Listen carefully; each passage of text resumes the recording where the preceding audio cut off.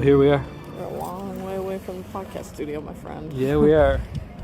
Want to tell people where we are? We're in the it's probably called the Piazza di Santa Croce, but it's just a square in front of Santa Croce Church Cathedral. I don't know, in Florence, Italy.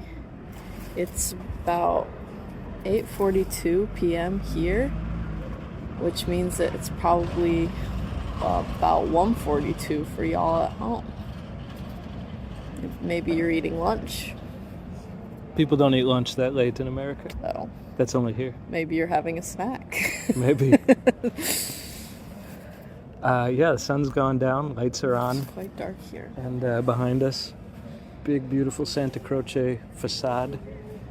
Look it up. Michelangelo's buried in there. Galileo's buried in there. No kidding. You didn't know this? Nope. I went to church there. Yeah. I've gone to church. If you go in, you can just go to church. And the whole thing's in Italian, but you just watch when everyone else crosses themselves, and you just do it. Follow along. Just follow along. Yeah, that's the medieval experience. That's why Luther translated the Bible. Right, You're having exactly that experience. Really original Catholic experience. Maybe that's I'm experiential glad I'm a education. Lutheran. Yeah. Yeah, go make sure that's on record. Yeah, they play the organ. It echoes around the whole thing. It's pretty amazing. Did you know the sporting event that happens in this piazza? Do you know about this? Nope. I'm going to butcher the name. It's something like Storico Calcico. And once a year, every year, the 4 quarters of Florence send their team. Is it a horse race? No, it's not. It's like soccer, football with fist fighting. That sounds fun to watch. It's like UFC with a football team. Mm. So they fill this whole piazza with sand and stands, and it looks absolutely bonkers, wild. Look it up. Do you know about I don't know, it's called Il Paolo one in Siena? Horse race. The horse racing? Yeah. That one's cool. The horse racing is cool, but I more think that the way that the city is separated into those neighborhoods is cool. So it's like the porcupines, oh, you'd love it. It's beautiful. It feels a lot older than Florence because the streets are really tight and it's very hilly. It's like on a hill. It just feels really, really old. And each of there are multiple portions of the city, and they're all split up into different groups, and you can tell when you've gone from one territory into another because there are these tiles that are painted with who you're in now. So there are the dragons and the porcupines and the giraffes, the elephant and castle. Like there are all these different quadrants, and they all have their own, and they're connected to guilds. So I can't remember what they all are, but they're bakers and shoemakers and silk weavers, and then they all had their animal mascot. So the teams here for this all-out war are based on the churches in their quadrant. Yeah. So you get like Santo Spirito as like a team. Yeah, the music that you're about to hear is traveling on a scooter. God bless him. I walked by him on the way here. He was going the opposite direction, so I don't... I think he's just having fun. It might be philanthropy. He's sharing the music. Right. I'm here because I'm assisting with leading a tour of Bethany students and extended family. We are a couple days away from going back to the United States. Tomorrow we leave Florence, go to Milan. Norah, why are you here? I live here. I've lived here for 2 months, and I'll live here for 2 more months before I go home. Because I study here. Andy and I visited your school earlier today, and I am so impressed, especially with the Renaissance Methods course. It's a great course. It's a really great course. I study at the Santa Reparata International School of Art. And yeah, Renaissance drawing and painting techniques is one of my classes. I also take painting 3, figure drawing, printmaking, and a class called neuroaesthetics. And I love all of them. but Renaissance drawing and painting is maybe up there with my favorite. I was interested in how you thought maybe Andy's life drawing class outperforms this one, though. A little bit. I just really like Andy is pretty organized and extremely methodical, and I think that getting better at art is way more methodical than people realize. I think improvement at art is extremely methodical. And so, at least that's for me, that's the way I improve. I bet it's very different based on the person. Like, I bet other artists would improve differently. But for me, my improvement is really like, if you practice drawing every day, you're going to get better at drawing. And if you do more paintings, you're going to get better at painting. And so I think I prefer a class. It's a bit more methodical, and this one's not. And so that doesn't really... You've been sculpting in drawing class. I've been sculpting in drawing class. Sculpting parts of the skeleton. Mm-hmm. And I like the sculpting. I'm sure it's helpful in some way. I just think it could go a little bit faster. How long have you been here? I've been here since January 11th. And today is March something? March 6th. Okay. So 5 more days until 2 months. Yeah. Can you tell us what it's like for you? I visited your apartment. Yeah. You live with 7 strangers. 6. There's 6. 7 of us. There's 7 total. 6 strangers. Yeah. Sorority girls. Not strangers anymore. Yeah. You came here and didn't know anybody on the continent. Yep. Yep. This is true. So you got this interesting mix of really fascinating work to do at school, but then, just a very sort of fringe experience. You're kind of out there. Indeed. How's that feel?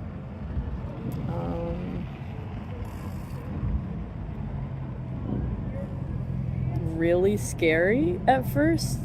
Maybe scary is the wrong word, because I don't know if I ever felt really afraid for anything, because I didn't know how anything was going to be. And so, you can't really be afraid for something that you don't. I mean, it could be great or it could be terrible. I think it was more just like, I don't know, very lonely. Like, yeah, no thing is familiar, no person is familiar, my classes are all unfamiliar. There's nobody believes the same thing as I do. And so, yeah, I don't know. It's a very isolating experience, but I think that's really okay. I think going into it thinking that it was going to be, I didn't know what it was going to be, which was fine, because I had no how do you prepare? I'd never been out of the country before this. I had never been out of the country. This was my first time out of the country, first time flying internationally. Not first time flying. I've flown many times before, and I've flown alone before too, so it wasn't like, but I think I forgot. I think I forgot that it was going to be transformational. And then I started changing, and it was like, oh. It's your first time outside the country, but it's not your first time going away to school. Yes, that's true. You have a lot of practice at that. Yeah. Since high school. Yeah. What did we talk about yesterday? What do you mean? I don't know. Like what being alone does to you or makes you think about? Sure. Okay. Anna Taus and Maida Jaspersen are some of my very good friends, and both of them did this study abroad a couple of years ago, and so talking to them about it has really helped me understand like what's happening and stuff. And so when you're like on your own in a genuinely completely unfamiliar place, you kind of get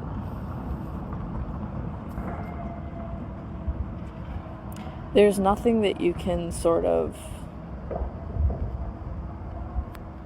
distract from yourself. So, like, there's no one around you to make you feel better about things. There aren't reassurances really anymore about that you're doing a good job or that you're fun to be around or that you're good at anything that you're doing. Like,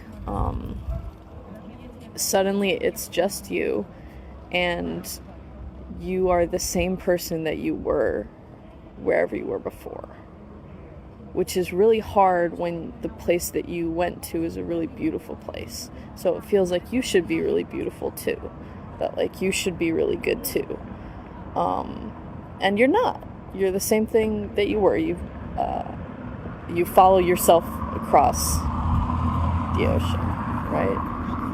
So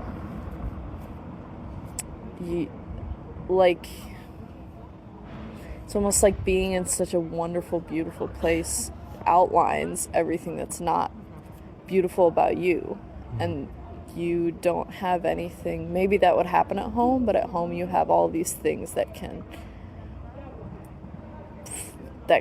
act as sort of fractals that can reflect that and change that, so you don't have to look directly at yourself, so that you can like have some layers between things that, you know, maybe like you don't know how to deal with yet or you don't understand about yourself. And here, those are outlined for you very, very brightly, because there's no one to act as a barrier and there's no thing around you to act as a barrier. It's just there, right? It's just the thing.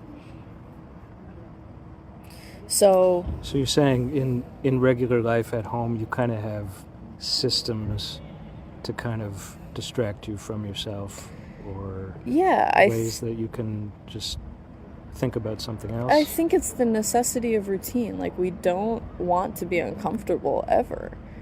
It's like we're built to not want to be uncomfortable. That's how like our brains work and stuff. And so we build a routine because we have to build a routine. That's also how we work around what makes us not uncomfortable, right? What makes us we build a routine about what makes us comfortable. And so when your whole routine is stripped away from people and places and everything, it's like, oh, I have to deal with uncomfortable things now. There's nothing that I can put between myself and uncomfortable things. I have to just deal with it.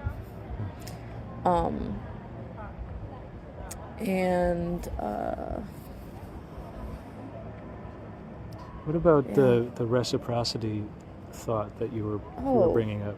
Yeah, okay, that was really fascinating. So for me, I found that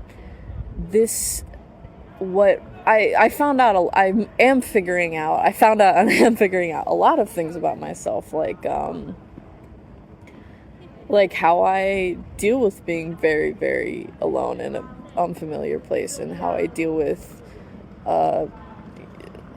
anxiety and distrust of myself, like all these different things. But one thing was like, most of the time when you're seeing some world-renowned, beautiful, famous thing or site, you're with other people. And so there's this like, I don't know, there's this witnessing that you can have, that you both can see that it's a beautiful thing, and you will say to each other, wow, isn't that crazy? Like, that is awesome. And I think we use that as a way to, it's like payment for like what we see. So we see something really beautiful, and it feels like a gift, right? And if you study communications, one thing that you know is that one of the most powerful things for one of the most powerful tools for persuasion is called reciprocity, which is you do something for someone and they will feel immediate, like they have to do something back. They have to. It's just like how we work, that we need to do something back for someone. And I think that sort of applies to this whole beauty thing. Is we see something beautiful and we feel like we have to do something back. And so, yeah, for artists, we do a drawing of it or a painting of it or take a picture of it or write about it or say to each other, look how beautiful that thing is, or try to like strangle some meaning out of it or something, because otherwise it'll feel like it's a gift that's going to waste, that we saw a beautiful thing and we didn't anything about it. We didn't post on Instagram about it. Nobody knows that we saw it. You know, it feels like there has to be some recognition on our behalf, and then the deal is done. So we gave something and we received something, and it's all fair. But here, there are so many tremendously beautiful things, and I'm seeing them all the time so quickly that there's no way that I can pay it back, which is the only way that I kind of thought of this in the first place, of like, why do I feel this need to like draw everything all the time or take a picture of everything all the time? It's not a happy feeling, which is really, really strange, because it feels like a pressure. Yeah, it's pressure instead of doing it out of wonder or joy. And so, like, you have to release it. Like, you have to. Yes, exactly. Like, you have to release it. Like, you have to put it out there. And so it's this push and pull of your environment giving you something, and then you have to give something back. But I can't do that here. And so I have to just receive it and realize that, like, nothing I can do is gonna make up for, is gonna repay this, you know? Well, my thought is timing. You know, you're receiving centuries of accumulated, concentrated beauty here in this, maybe the most beautiful place on earth, arguably. Mm-hmm. I mean, people will have different criteria. Right. But for an artist, you know, it's highly concentrated here. And maybe, you know, it's your lifetime that you have to reciprocate, to pay it forward. That's his thought. My thought is, I think that it is a really, really good example of God once again telling you, it is too good. That's the whole point. Mm. Like, that once again it's this thing that God has given to us as a gift, and nothing we can do can really repay it. And that's the point, that we have to that he loves us enough to do that, and understanding that he loves us enough to do that. And I also think this brings up kind of an interesting thing that Jason and I were talking about with, if I feel this way about seeing beautiful things, is that also the way that I feel about forgiveness? Does that mean that I think that in some way what I am doing is paying that back in some way? Mm. Yeah, I think the reciprocity idea is kind of a law-based covenant idea. Mm-hmm. You do this, I do this, and then we're even. Yeah. And so, you know, I wonder if that paradigm needs to be examined or challenged, if that might be causing some of your pain or pressure. Yeah, I think, but I don't think there's any, I think I have challenged it. I don't think it's something that can be gotten rid of. I think, like God says, the law is written on our hearts. This is, sorry, some really fast birds. Yeah, so a flock of birds. I think this is something that, I mean, like, if you take any calm class, like, this is how our brain works. It's not something that can be gotten rid of. This is how we work.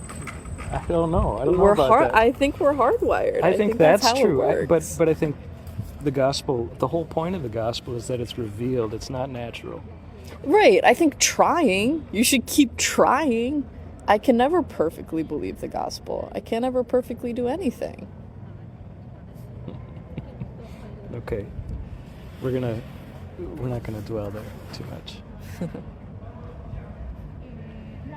The pressure. So you are drawing every day. Yeah, I think I draw every day. It's not a streak, it's just it just happens, you know? Let's talk about the beauty. Like, give us some examples. What do you mean when you say, I see something beautiful? I like at night when all the windows are orange and yellow. I like when the streets get really narrow here. I like hearing the church bells. I have this one little window in my bedroom, and when I wake up in the morning, I can look right up at it, and sometimes the sky is really blue. When I'm drawing in the street, little kids get really, really excited and will come over, and they don't even have to say anything. Most of them don't speak English, and so they just smile.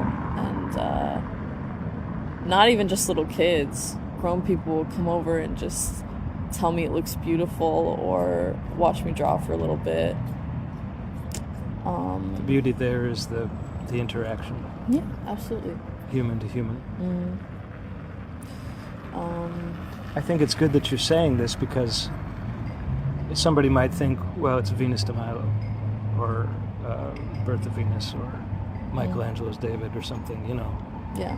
Like, those are sort of the default thoughts about what's beautiful in Florence. Right. They're beautiful too. Yeah. They're very beautiful too, but there are a lot of really good things. Well, that feels like a t-shirt. There are a lot of really good things. There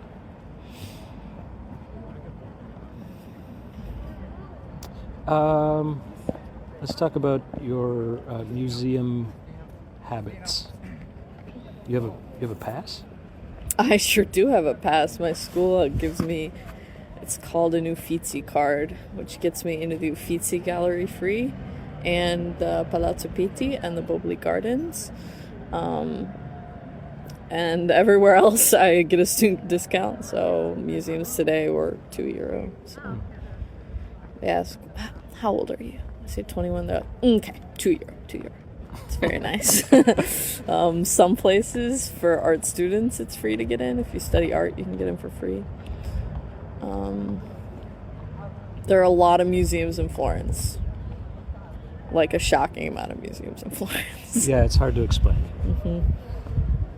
It's not like museums at home where it's this big like thing, kind of this event out in the world. It's kind of just like there's an apartment building, and then there's a museum, and then there's a grocery store. Like, and they're all connected because all the buildings are connected. Everything's tucked in together. Everything's very close.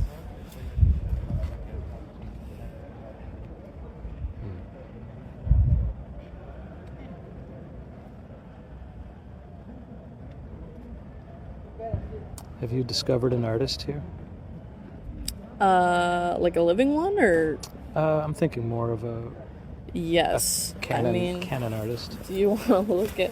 Well, right now my favorite artist that I think I've discovered is Carlo Dolci, or Dolci Carlo is on the plates, because how he paints light I think is really beautiful, and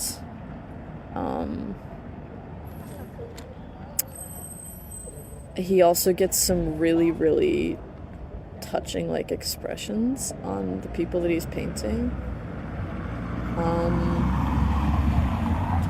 The work that I've seen of his are all in the Palatine Gallery, which is the Medici's private collection of art. I haven't been there. Oh, my goodness. It's really beautiful. Yeah, Dolci Carlo. Just really good lighting. It's beautiful.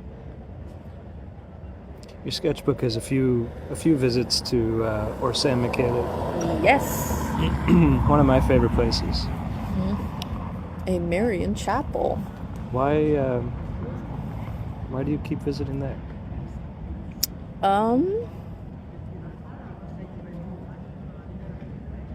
It's not that far away from my house. And you don't have to go in to draw some really beautiful statues. I was just thinking about this today, if people don't know.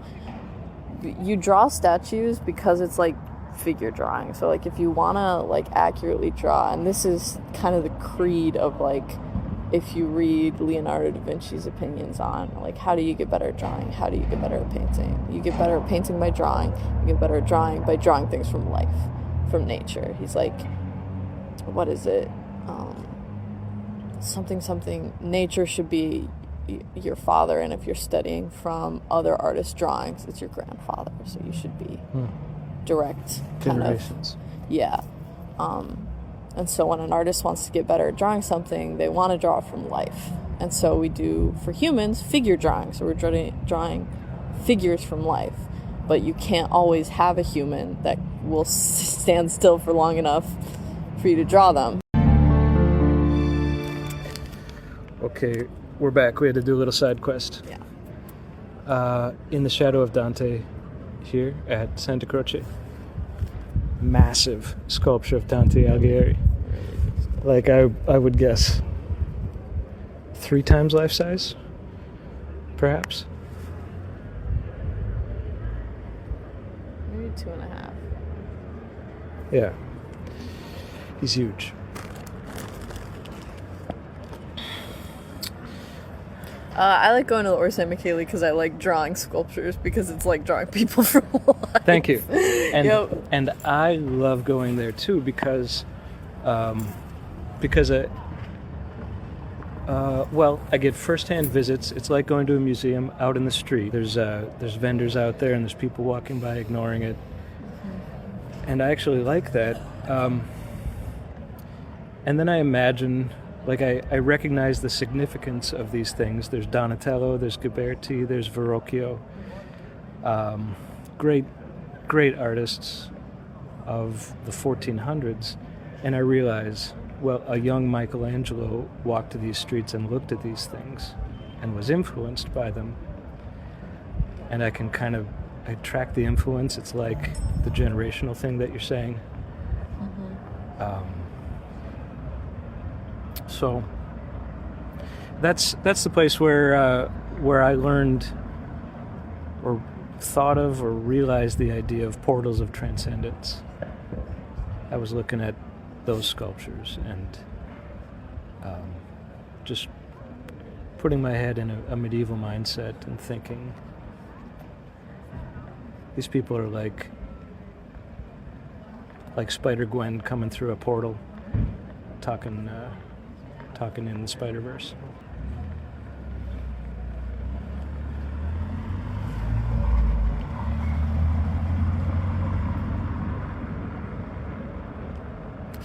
Do you think this feels like home?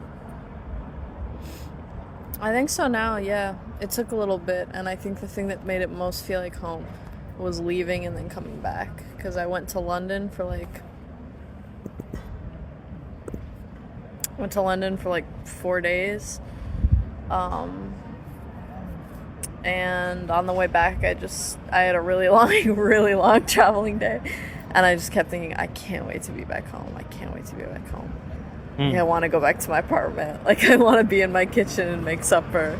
Like, I just want to go. I want to go home again. And now that I'm here, it, like, being away really made this feel like home and made me be excited to come back here. That's what Maida said about Chiang Mai. Yeah, leaving Maida. I think she told me that. Yeah. Yeah. Coming to America made her be able to see Chiang Mai differently from a distance. And the returning felt like a sort of a different chapter. Yeah. You were in London 4 days ago? I was in London 2 days ago. You were in Paris. Well, okay, so I was here yesterday. The day before that, I was in Paris. The day before that, I was in London. Yeah. I mean, I was in London Wednesday morning for 4 a.m., but I left pretty quick. That's all trains. So I left my friend's apartment and walked a couple of blocks to a bus stop, and I got a bus to the train station. Wait, friend's apartment in London? In London. Okay. walked to a bus stop, got a bus to the train station, walked a little bit to the train station, then got a train to the airport. And then at the airport, got a plane to Paris. Flew London to Paris. London to Paris, sat around in Paris, and then got a plane from Paris to Florence. I really don't like Charles de Gaulle Airport. Is that where you were? No, I was at Orly, but I've been to Charles de Gaulle. And they're both similar in that... Well, actually, I didn't have a bad experience at Charles de Gaulle. I found everything to be exceptionally well labeled, but I was in maybe a better part of the airport. I don't know. Also, international transfers might be a different experience. An hour and a half. I was at Charles de Gaulle when I did when I flew here. Yeah, and that was okay. It was fine. Yeah. But Orly, it's lucky I had hours to figure it out because everything was so strangely labeled. It was like they had 4 terminals. They're all connected. But within each terminal, there's like sub-terminals of like A, B, C, D. And within each terminal, there's 1, 2, 3, 4, 5. Within each sub-terminal, there are all the numbered terminal or gates. But then it was like not every terminal had A, B, C, D. It was like Terminal 1 had A and B. And then Terminal 2 had, like, C, D, and E. Oh. And so it was really weird to, like... And then one terminal didn't just have one security gate. One terminal had 2 security gates, and you had to know your sub-terminal to go through the right security gate. And I got a really cheap flight, and so they don't tell you what gate you're at until, like, an hour and a half before the flight leaves. Which is plenty of time to go through security, but it was just, like, I was just sitting around, and then... so... But it was fine. I really like sitting in airports very much, actually. I love a long layover. Why is that? Because I am literally physically unable to do anything except sit around. And... You can't be productive there? I can't be productive. I can catch up on things like journaling. I did a lot of journaling. Writing. I like drawing in the airport is really fun. And you can just sit there, and everything you want is within reach. You can sit in your nice thing. You can charge your phone in the little charger. If you want to change a scenery, you can walk somewhere else. There's almost always a Starbucks in an airport. There's those little airport grocery stores that you can get a little snack. You like a fancy drink. I love a fancy drink. I love a little snack. I love sitting and listening to a podcast and drawing. Airports are kind of my dream spaces. And it's exquisite people watching. It's really... Yeah, sure. Yeah. And like you said, like all your stuff is somewhere else. You can't really. Right. You can't it's like, oh, you didn't go out and explore today. I couldn't. I was in the airport. You're like forced to do nothing. I love it.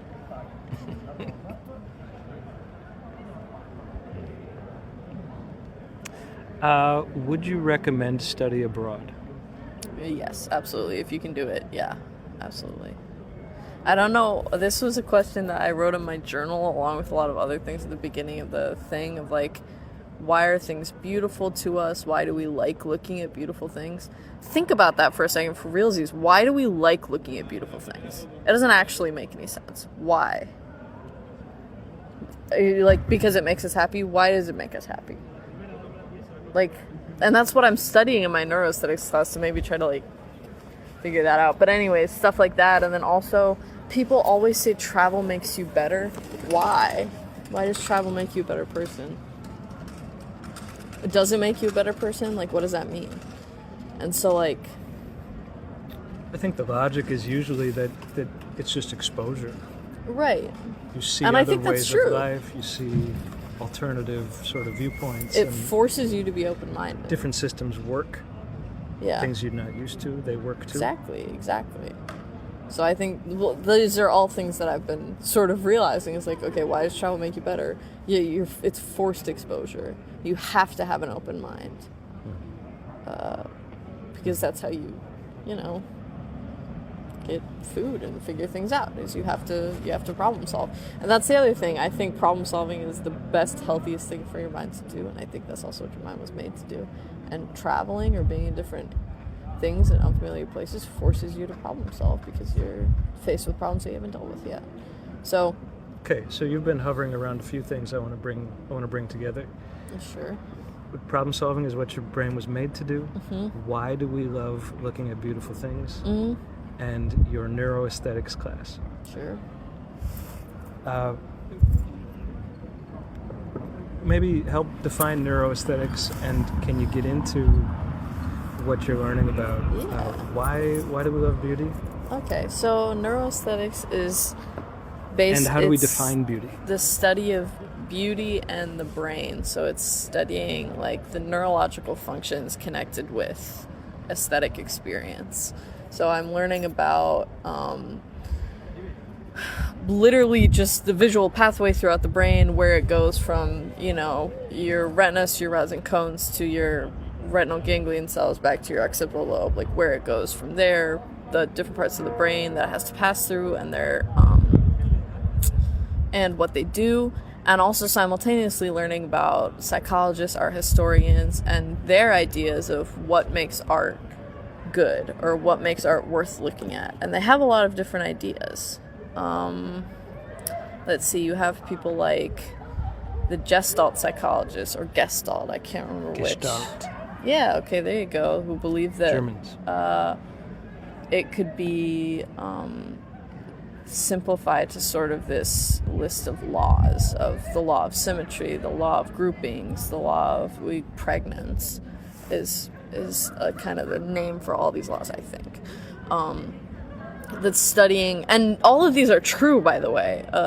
They're all true, like, visual phenomenons that we can, like, notice about things, that when things are grouped a certain way, or when things are presented a certain way, we group them in our head. So these are laws, like actual true things about how we use sort of shortcuts in our head to recognize things. But there are also people like Baumgartner, I think, who studied ambiguity and believed that every great artwork had to have a sense of ambiguity, because the viewer had to be able to complete the artwork or recognize themselves in the artwork, which kind of gave way to this theory called beholder's share, which we already talked about. It's the idea that every artwork is incomplete until it is finished by a third party other than the artist in the artwork, and that third party, the audience, finishes the artwork in their own unique way. And so in that way, the example I used yesterday, like a great the Duomo wasn't finished until I saw it 2 months ago. Then it was finished. The ceiling of the Sistine Chapel isn't finished yet. I've never seen it. So for me, from a subjective point of view, from your lifetime point of view. Yeah, exactly, because obviously every person's completely unique, so they bring their own experiences and ideas and thoughts. And this is also studying neuroaesthetics. It's called top-down and bottom-up processing. So it's top-down. You can also think of it like inductive and deductive reasoning. So top-down processing is going from complex processes like memory, expectation, down to things that are the basic human senses, so smell and vision and stuff, and that's how we perceive something. So we're using memory as thought to understand basic senses, and then bottom up is the opposite of that. So we're seeing something, and then later we're applying the memory as thought experience to it. And bottom up processing is the more sort of popular choice to study. I think it was Bottom up is starting with the senses. Yes. Just input. Yeah, input to complex Sensory processing. input. Yep, sensory First. input. I'm seeing School of Athens in my head. I'm seeing Plato and Aristotle debating. Absolutely. And that has to do with, the world of the observable world or the world of ideas being dominant. Which one? Mm-hmm. Sensory world or the world of ideas? And that is a sticky question. Yeah, and it's just about which one leads to which one comes first.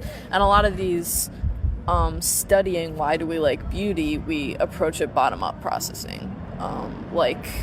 Some psychologists believe that there is a set of stimuli that are I can't remember. I should know this. My exam was 2 weeks ago, but They're called, I can't remember who sort of came up with this idea, but they're called arousal characteristics. So there are certain characteristics that we can identify that will arouse certain feelings in people. And by like manipulating those arousal characteristics, you can manipulate how the person is going to feel about the work of art.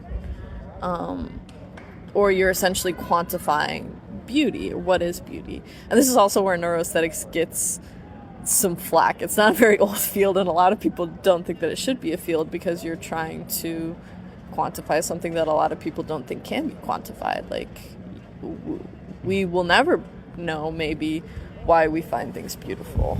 Sure, if the old adage, beauty is in the eye of the beholder, is true, then,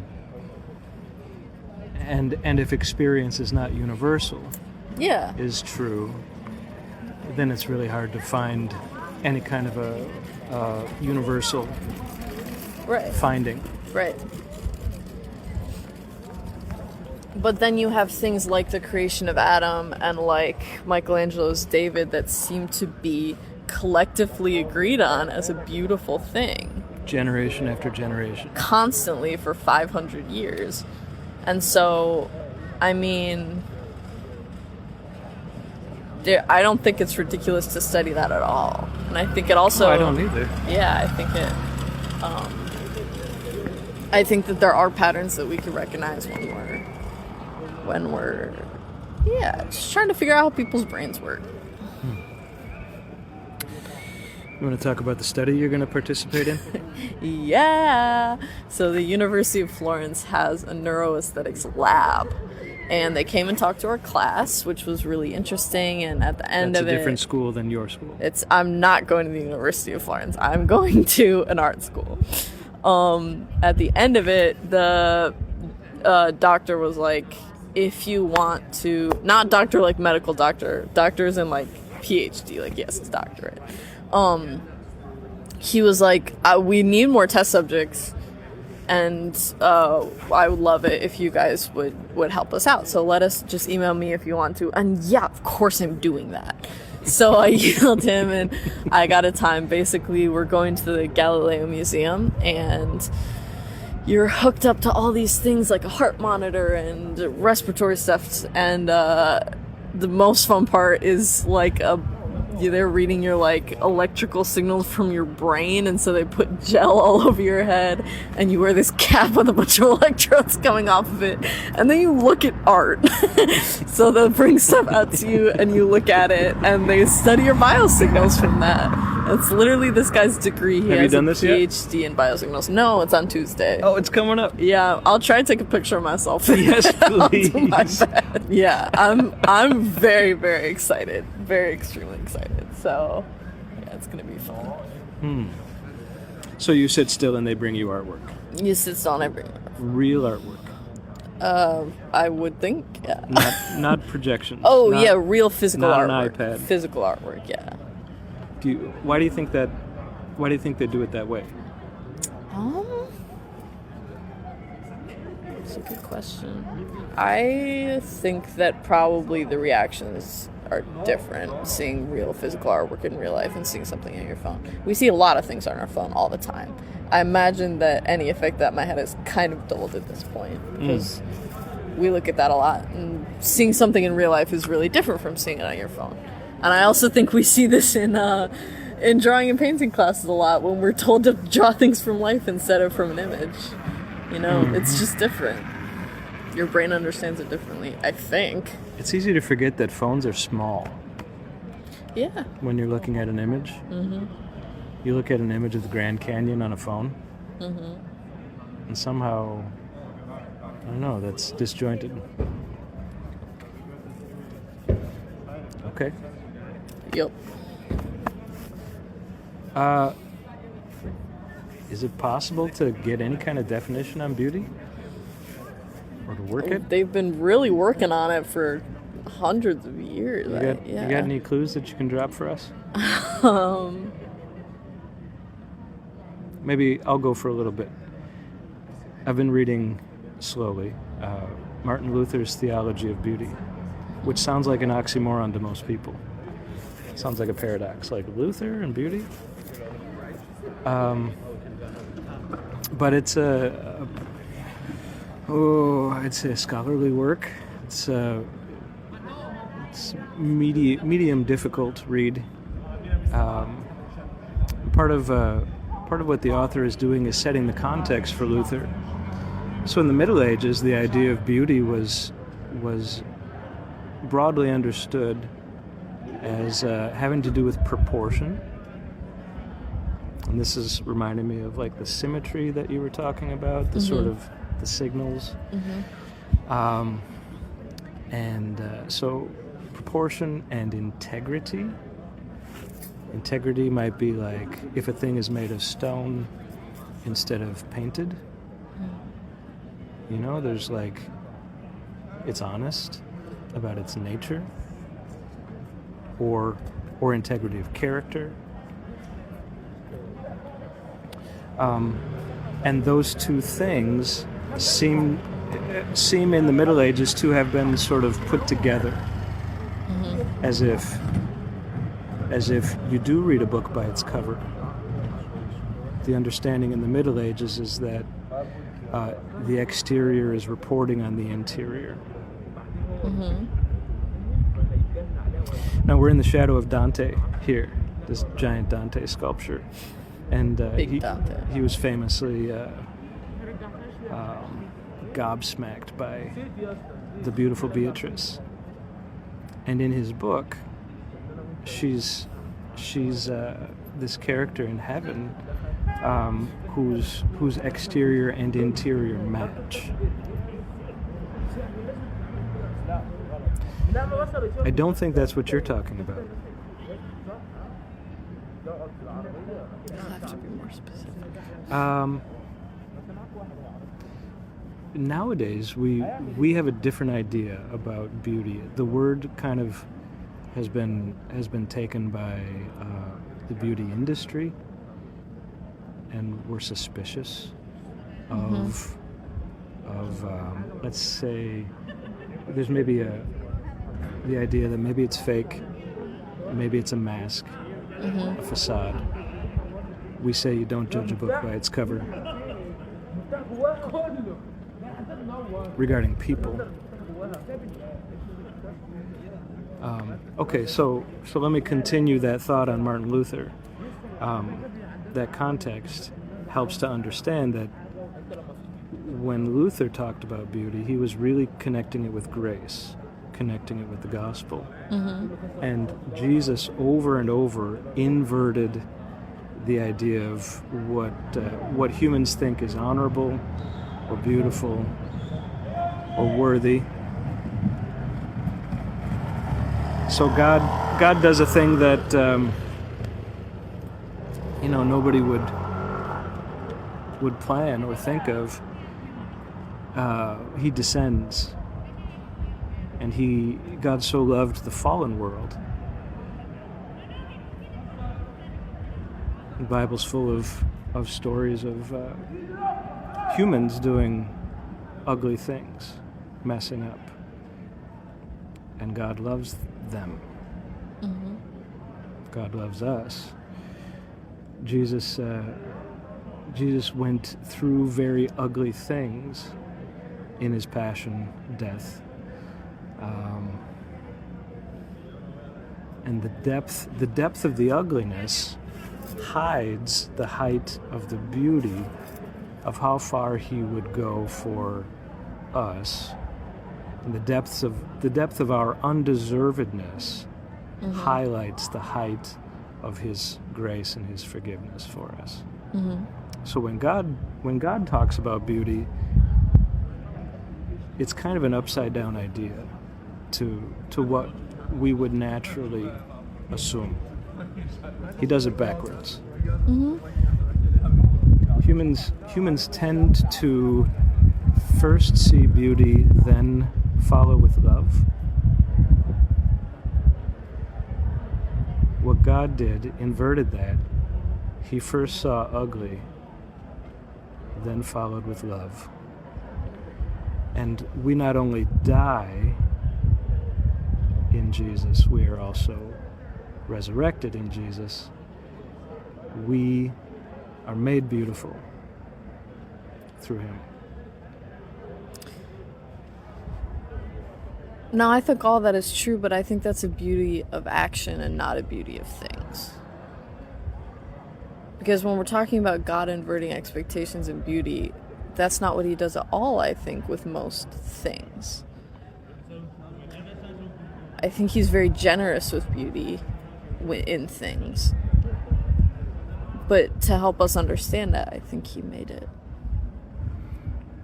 Yeah, everything I just described. Well, I mean, let's throw another thing in there, the incarnation. The fact that God became matter, became part of the sensory world, is also a piece of that equation. We're told that he was a plain man. But that's a piece. So what you were just saying is sort of moving us away from this world of concept and idea to the sensory. Right. And right. that's what I want to explore. Yeah. Well, good. And I also think what's interesting with a lot of that is that we're circling around this answer, but we still can't dive into it. We're like, it's still identifying like God did this thing and it is beautiful, and God did this other thing and made this beautiful, but we still can't say why it's beautiful. It's funny how words don't. And like, I don't know if it is occasion. right. I don't know if you could say. Some of the best ways to describe beauty are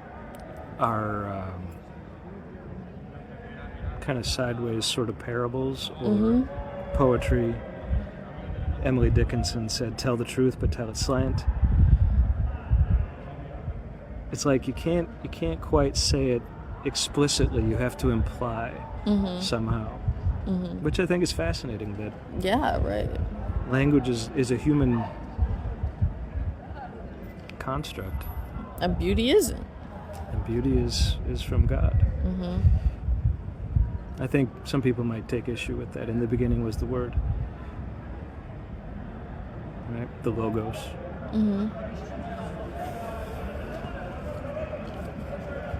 Let's think about your experiment. They're gonna bring things for your sensory input. They're gonna bring a painting, a sculpture, I assume. I don't know. I'm not allowed to know. I would be biased. Yeah. But they're not going to bring you concepts. Probably not, no. Probably not. Objects. Probably not, yeah. Okay, so I was just trying to turn the crank for you. What do you have on dancing around the idea of defining beauty? What do we know?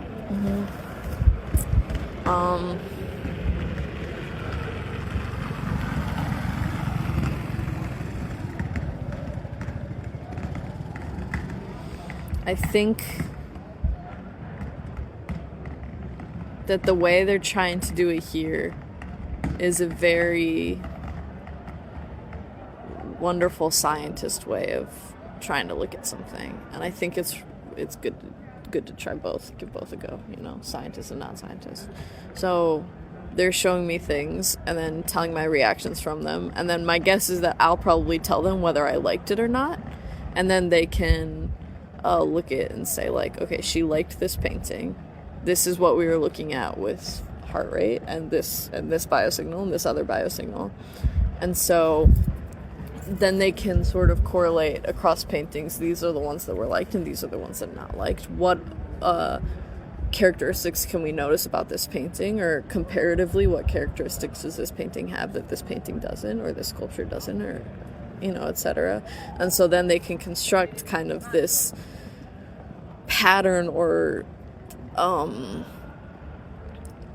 quantifiable like idea of this is what people like for some reason. I also don't know any of this. This is me guessing. If I knew the research design, I would be biased and would be a terrible subject for the experiment. I don't know the research design. This is me guessing at what the research design is. And so that is a very scientist way of going about it, right? Seeing if we can figure out what are the actual characteristics that we're looking at here that make someone literally, we can clearly see more excited. They're having higher complex thought. Their heart rate is faster. It seems impossible. They're literally reading things like how much sweat is on your skin. Yeah, fine, but when you try to examine the artwork, are they going to say, well, bright colors or tiny brushstrokes or composition or something that reminds her of home? You know, like there's just, it seems to me like there's too many factors. Right, but then that's where ambiguity comes in, is that why does this painting, okay, for this person, they like the brushstrokes. For this person, it reminded them of home. For this person, it's their mom's favorite painting. But it's all the same painting. Why does this one, there's a certain ambiguity about this that manages to appeal to multiple people more so than a different one? Yeah, there's a philosopher named Clive Bell who had a theory of significant form. And he's getting at exactly what you're saying, this kind of multi-generational appeal. Yeah. Certain things continue to work. Right, so that we don't have to say it's because this has tiny brushstrokes, because that doesn't make any sense. And if it was that simple, we would have figured it out already. Yeah, probably. Right. Everybody be doing that. It's elusive. It's this like very wonderfully elusive thing of us trying to figure out, like, well, yeah, which one? Why do people all seem to like this one painting?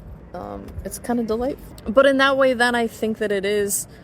Like, when we're looking at beauty, of course it's completely person-to-person based, and I think part of it is, nature, and part of it is nurture, that we're, like you said, like, told by people around us what actually is beautiful, or what we should perceive as beautiful, and then we have, like, a part of ourselves that I think is sort of ignited when you see something that you truly find beautiful. And I think you can actually, when you're looking around at things, you can identify which part is nature and which part is nurture. And I think they're both good. I don't think you should try to, like, dull one. They're both true. They're both real.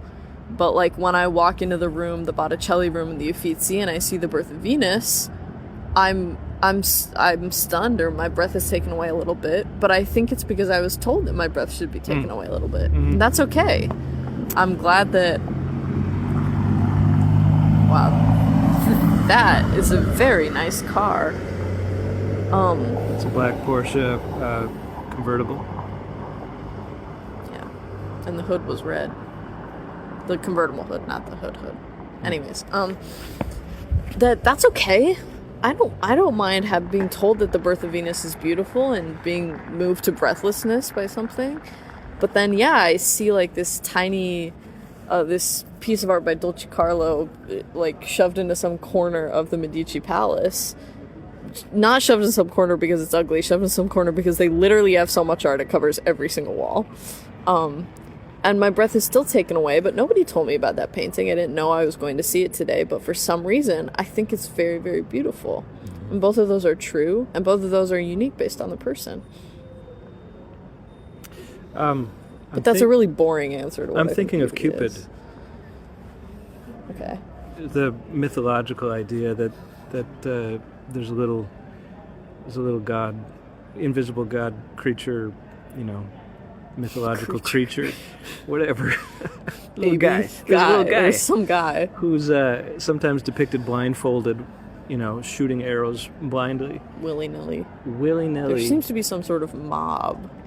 Yeah, there's a lot of people coming in, and he hits who he hits, and then suddenly, inexplicably, somebody sees another person in that case as irresistibly beautiful. To me, that's an explanation of how some things seem completely right from inside of a person, and another person doesn't get it, they don't see it.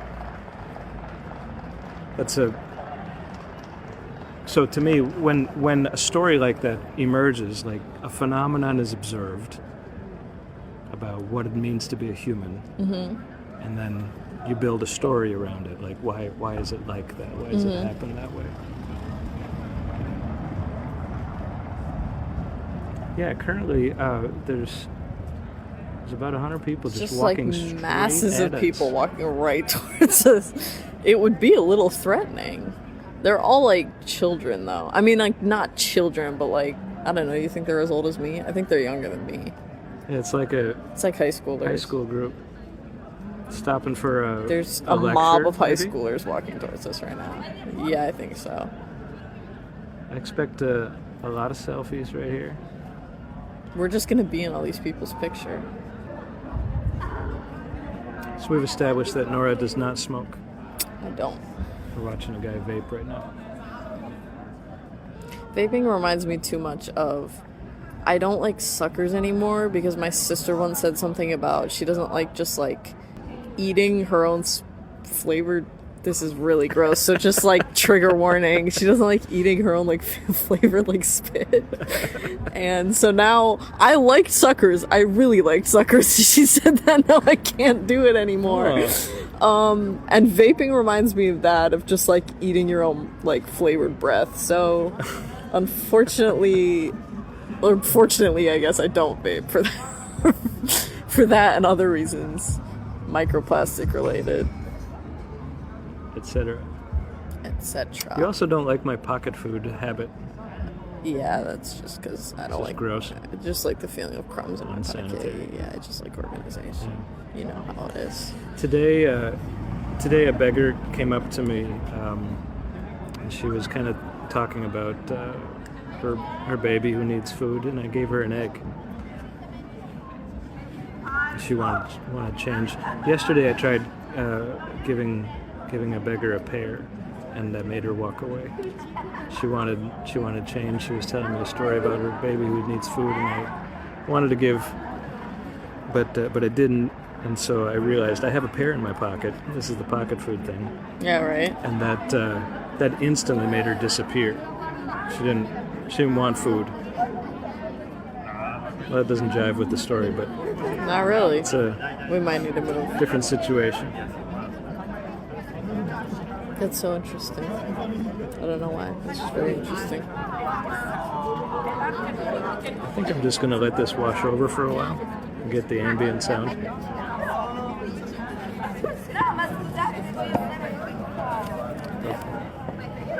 Maybe we do move. There's so much more to say and so much more I've been thinking about, and I'm sure you as well. But that's sufficient. That's but enough. That'll do the trick. Okay. All right. Bye, everybody.